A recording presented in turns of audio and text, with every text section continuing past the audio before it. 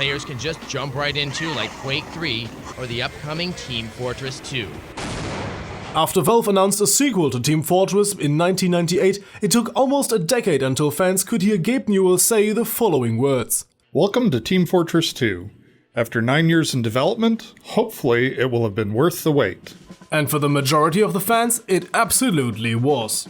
Team Fortress 2 was a big success for Valve, and till this day, it is one of the most popular games on Steam. And in this video we will have a look at what happened over the course of these 9 years and how Team Fortress 2 became what it is today, because earlier versions looked incredibly different.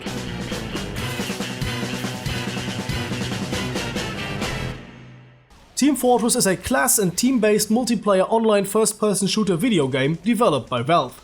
And if you haven't played it yet, I suggest you go ahead and download it, because since 2011 Team Fortress 2 is free to play.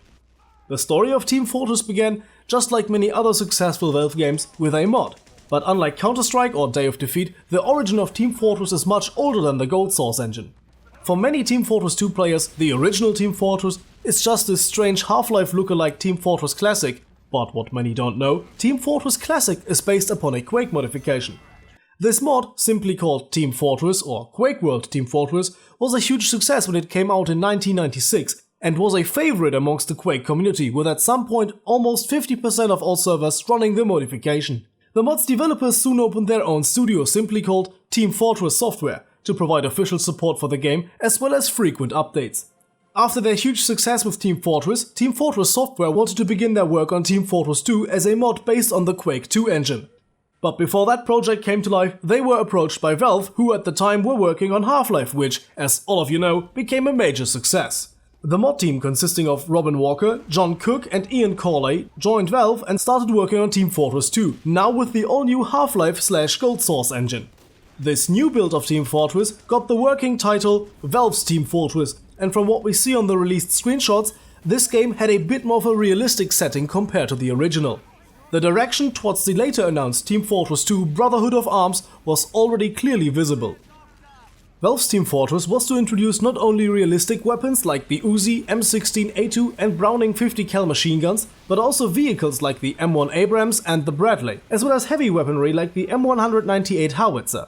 If you played the original Half-Life, you might recognize some of these models, and in fact, a lot of these assets were recycled from Half-Life, but we can assume that these were merely placeholders, like the Half-Life MP5 in this screenshot from a E3 presentation in 1998. The classes of the original game were still present in this version of Team Fortress, even though they were renamed to fit the more realistic setting.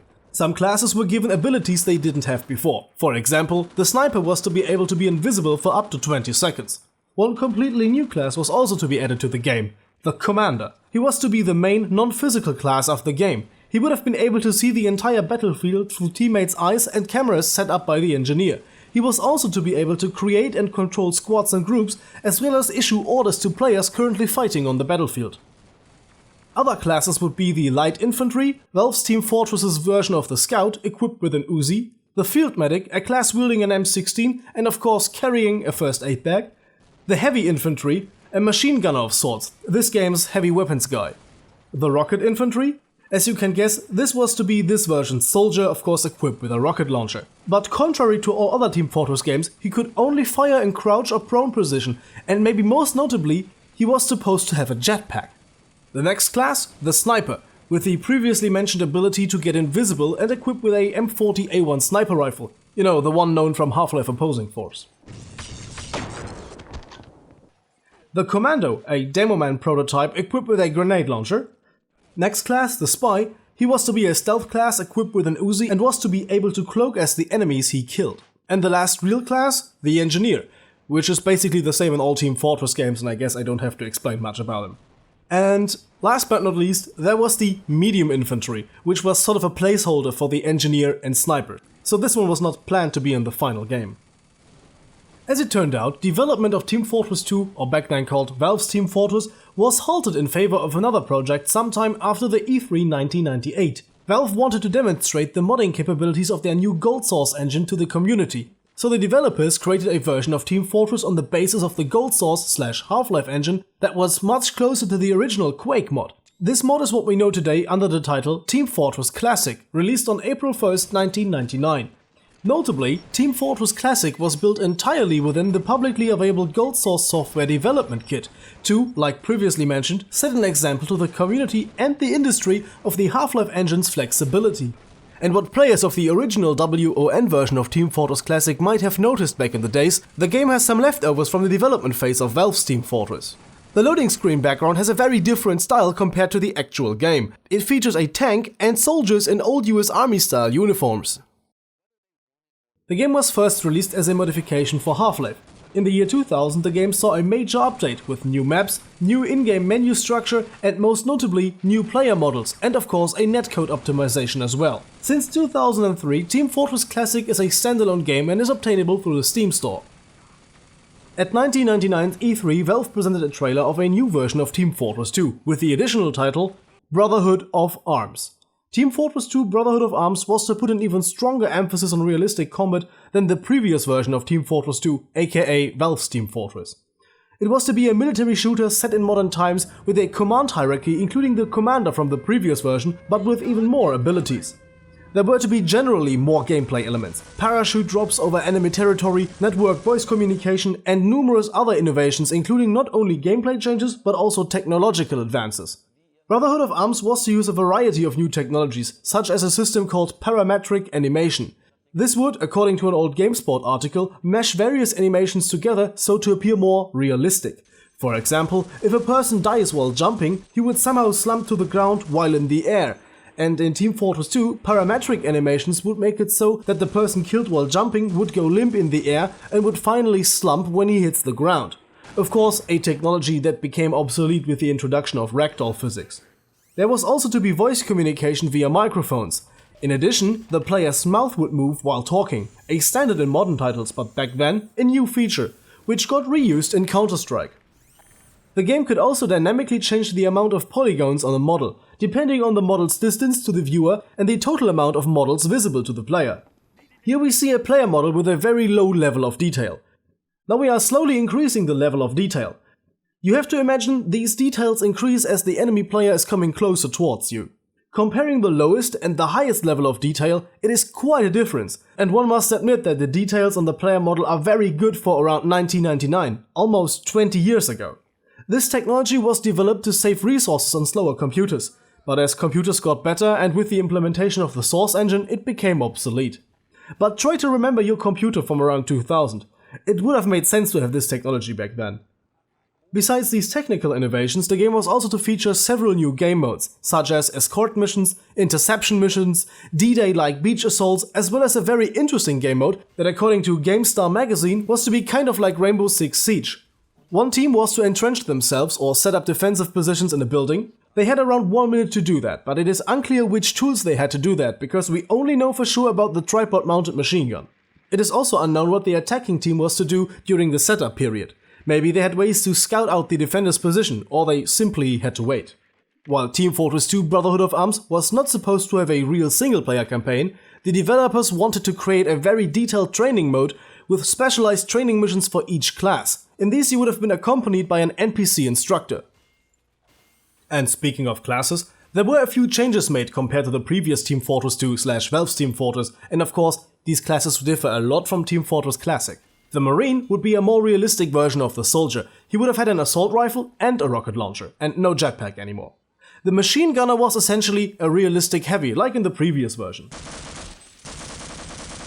The sniper, commando, flamethrower guy, and ranger, previously known as the light infantry, were essentially the same as in the previous version.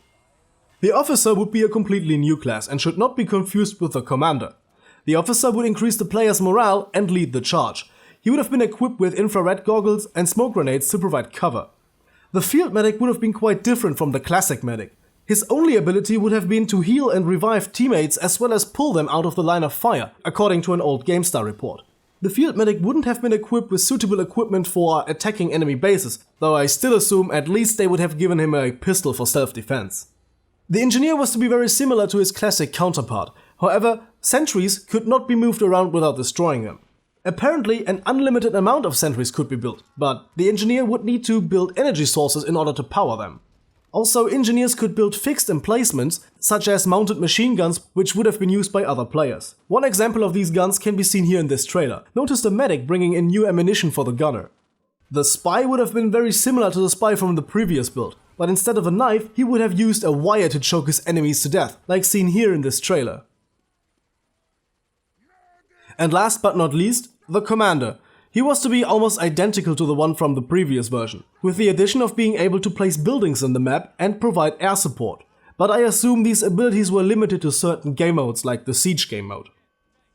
After the cancellation of this project, several technologies and assets developed for this game got reused in other Valve titles, like the before-mentioned speech animation technology in Counter-Strike, and another example is the Team Fortress classic map Avanti, whose textures and art style were originally developed for Team Fortress 2 Brotherhood of Arms. And before we move on to the next stage in development of Team Fortress 2, I need to make a little side note here. Even though Brotherhood of Arms was cancelled, without it we would have never gotten the famous Counter-Strike maps DE Dust and D-Dust 2. The inspiration for Dust, on which Dust 2 is based on, came from early Team Fortress 2 Brotherhood of Arms promotion screenshots. And when you look at them, the inspiration is clearly visible. In the mid-2000s, Valve announced that the work on Team Fortress 2 Brotherhood of Arms was stopped due to development switching to an in-house developed engine that became known as the Source Engine. Around that time there was a total news blackout in relation to Team Fortress that lasted until July 2006, when Team Fortress 2 was revealed at Electronic Arts' Summer Showcase event. And that's everything as far as the official story goes, if it weren't for a big leak. In 2003, a German hacker stole the Half-Life 2 source tree and along with it a whole bunch of other stuff. Besides a working Counter-Strike source build, an unfinished version of Half-Life 2 and various other abandoned projects, the stolen files included Team Fortress 2 models along with a work-in-progress Team Fortress 2 source code. This version of Team Fortress 2 became known as Team Fortress 2 Invasion, not to be confused with the TF2 Invasion update. A mod team, back then called Gabe's Laptop, now called Missing Information Team, created a playable version of this leaked build. That came to be known as the Xmas build. This build of Team Fortress is a rather futuristic-looking team-based shooter with RTS elements. The two opposing teams are humans and aliens. Both teams come in a more cartoonish-looking style, a very different design when considering the fact that the previous approach tried to be as realistic as possible. Looking at the style of the maps, some people thought the game was to be set in the Half-Life universe, but that is rather unlikely when looking at the two leaked player models. They are supposed to be models for the Commando class, the counterpart to the regular Team Fortress's Soldier. TF2 Invasion's classes were generally identical to the classic Team Fortress setup. However, not all of them are implemented in the build available. It only features 6 classes. The previously mentioned Commando, the Defender, this game's Heavy, the Escort, which is a new class with not much known about it, probably a protective class for those who should be escorted like the civilian in older Team Fortress games, the Medic, whose purpose is kind of obvious, the Pyro, he is similar to his classic counterpart, but in addition to the flame gun he appears to have an ice cannon, or simply a fire extinguisher. These two weapons were later combined into the Pyro's secondary fire capability. The Pyro also has a grenade launcher available, but I think this gun belongs to the not included Demo Man. Another class available in the playable version is the Sapper. It is unclear if this was supposed to be a spy because there's another class referenced in the game files called the Infiltrator. Other classes only mentioned in the game files are as follows: the Scout, here called Reconnaissance, the Sniper class, the Demo Man, who is called the Support class in this game, and the last non-included class is the Engineer. Apparently every class is able to build these little things in unlimited quantities. This led to quite silly situations when testing the game, when the whole map was covered in these things.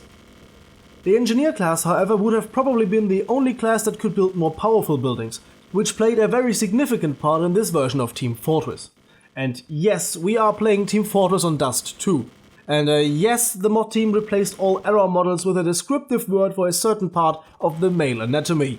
The dick, to be precise. The previous TF2 version Brotherhood of Arms were to feature a commander able to set up fortifications.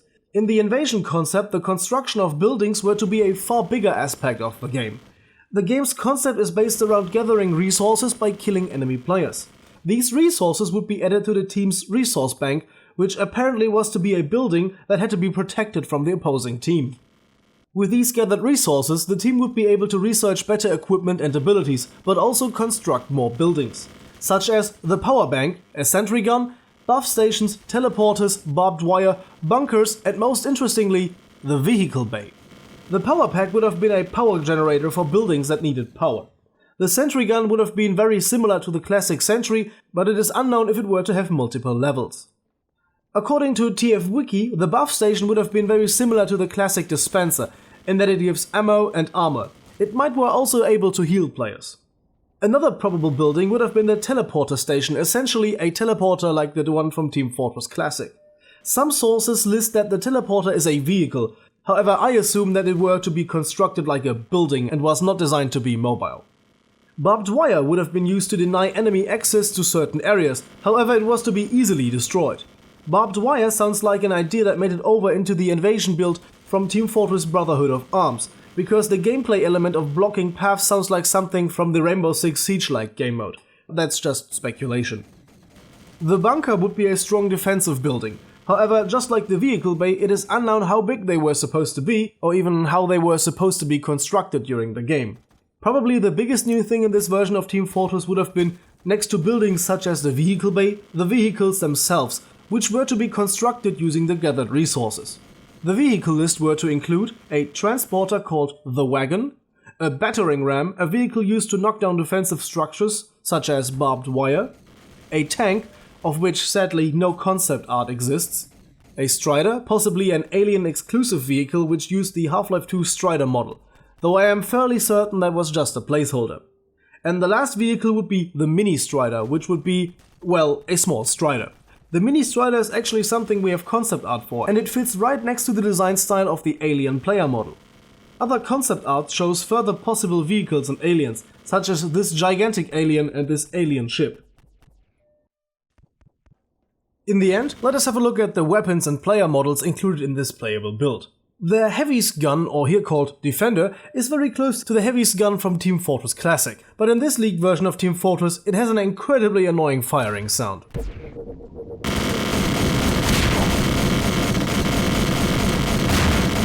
The firing mode of the medic gun, ignoring the Half-Life 2 beta model placeholder, is somewhat similar to the medic gun of the final game, but unlike the final game it can also be used to repair buildings. Some classes also carry a shotgun from the Half-Life 2 beta. More unique weapons are these three guns found in the playable build, some kind of burst rifles and laser guns.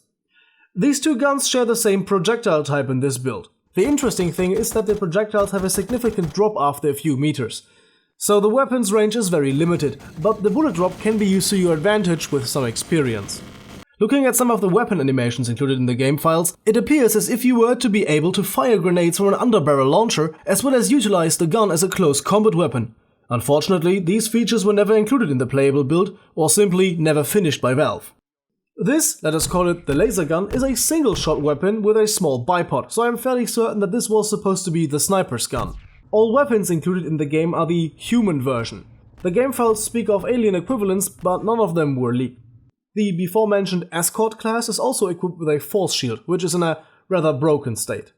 And probably the most notable thing is this tactical shield, which looks very similar to the one from Counter-Strike. It has no real use in the playable build, but what is interesting, the shield includes a wide range of animations, including one animation that looks like as if you were able to utilize the shield in close combat.